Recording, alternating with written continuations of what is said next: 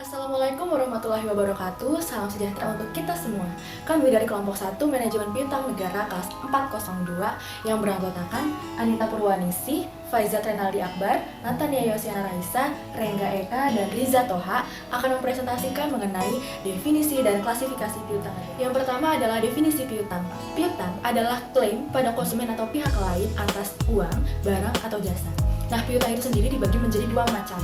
Yang pertama adalah piutang jangka pendek, yaitu piutang yang akan dilunasi dalam jangka waktu kurang dari atau sama dengan 1 tahun. Dan yang kedua adalah piutang jangka panjang. Piutang jangka panjang adalah piutang yang akan dilunasi dalam jangka waktu lebih dari 1 tahun.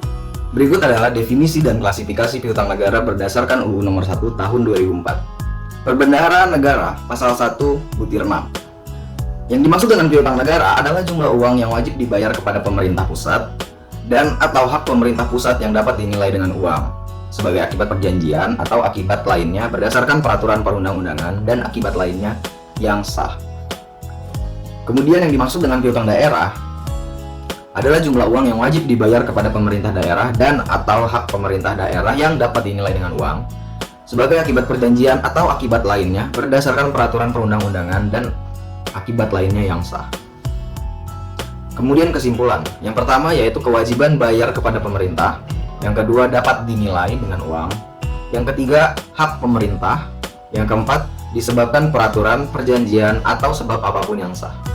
Klasifikasi piutang negara sesuai peristiwa yang mendasarinya menurut Bacaan Teknis SMP nomor 16. Yang pertama adalah piutang pajak pemerintah pusat yang meliputi piutang pajak dalam negeri dan piutang pajak perdagangan internasional. Kemudian yang kedua adalah piutang PNBP yang meliputi penerimaan dari sumber daya alam, penerimaan dari BUMN, kemudian pendapatan dari PNBP lainnya seperti pengelolaan BMN, penjualan barang, jasa, dan juga lainnya. Kemudian yang keempat adalah dari pendapatan BLU, baik dari operasional BLU itu sendiri maupun hasil dari kerjasama BLU. Selanjutnya yang ketiga, piutang pajak daerah, provinsi, kabupaten, atau kota yang terdiri dari pajak kendaraan bermotor, bea baik nama kendaraan bermotor, pajak air permukaan dan pajak air tanah, pajak hotel, reklame, hiburan, restoran, penerangan jalan, sarana, serta PBB perdesaan dan perkotaan, bea perolehan hak atas tanah dan bangunan. Yang keempat, piutang retribusi yang terdiri dari retribusi jasa umum, jasa usaha, dan perizinan tertentu. Yang kelima, piutang PAD lainnya yang terdiri dari hasil pengelolaan kekayaan yang dipisahkan atau bagian laba BUMD dan juga PAD lain. PAD lain yang bisa juga terdiri dari bunga, penjualan aset yang tidak dipisahkan pengelolaannya, TGR, denda, penggunaan aset, atau pemberian jasa pemda. Berikutnya klasifikasi piutang negara menurut pengelola berdasarkan PMK nomor 69 tahun 2014. Klasifikasi piutang negara menurut pengelola terdapat 4 jenis. Yang pertama, piutang perpajakan dikelola Kementerian Keuangan yang meliputi PPh migas, PPh non migas, PPNBM, PPN, PBB, cukai dan materai, dan pajak lainnya.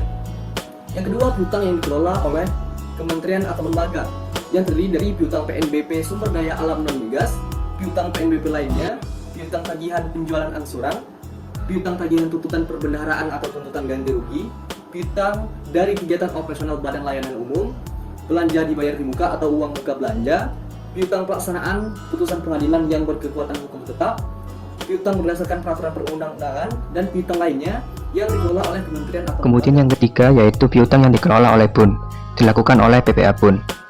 Di antaranya meliputi piutang PNBP sumber daya alam migas dan bagian laba BUMN, kemudian piutang PT perusahaan pengelola aset, kemudian piutang transfer ke daerah, piutang kredit investasi pemerintah, piutang penerus pinjaman, piutang dari kas umum negara, piutang kelebihan pembayaran subsidi, kemudian piutang pelaksanaan putusan pengadilan yang berkekuatan hukum tetap, piutang berdasarkan peraturan perundang-undangan, piutang ex BPPN, piutang ex bank dalam likuidasi, dan piutang lainnya yang dikelola oleh BUN. Kemudian yang keempat, piutang perpajakan yang dikelola oleh DJP dan DJPD.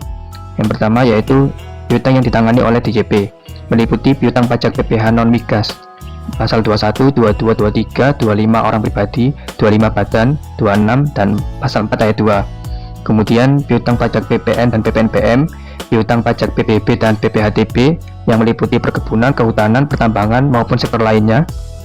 Kemudian piutang pajak tidak langsung lainnya atau PTLL, dan yang terakhir piutang bunga penagihan PPh, PPN maupun PPNBM. Kemudian piutang yang ditangani oleh DJPJ, yaitu yang meliputi piutang pajak perdagangan internasional, PPh 22 impor, PPN impor, PPNBM impor, bea masuk, bunga penagihan PPN, denda administrasi pabean lainnya, pajak atau pungutan ekspor, dan denda administrasi bea keluar maupun bunga bea keluar. Kemudian piutang bea masuk tindakan, yaitu meliputi bea masuk anti dumping, bea masuk tindakan pengamanan, dan yang terakhir yaitu piutang cukai, meliputi cukai hasil tembakau, cukai minuman yang mengandung etil alkohol atau MMA, kemudian denda administrasi cukai, dan yang terakhir cukai lainnya. Kemudian kita masuk ke klasifikasi piutang negara bukan pajak. Menurut LKPP tahun 2019, piutang negara bukan pajak merupakan piutang yang berasal dari PNBP yang belum dilunasi sampai dengan akhir periode laporan keuangan. Dibagi menjadi dua piutang, yaitu piutang jangka pendek dan piutang jangka panjang. Piutang jangka pendek ini meliputi piutang PNBP pada KL, piutang PNBP pada PUN, dan kemudian piutang lainnya yang dimana meliputi bagian lancar tagihan penjualan angsuran KL, bagian lancar tagihan TP atau TGR KL, bagian lancar piutang pemberian pinjaman, kemudian bagian lancar piutang jangka panjang lainnya KL, kemudian piutang kegiatan PLU KL, kemudian piutang perhitungan pihak ketiga atau PFK, dan yang terakhir piutang lancar kredit pemerintah dan piutang jangka pendek lainnya. Kemudian piutang jangka panjang itu meliputi piutang tagihan penjualan angsuran KL, piutang tagihan TP atau TGR KL, kemudian piutang pemberian pinjaman, dan yang terakhir piutang jangka panjang lainnya KL.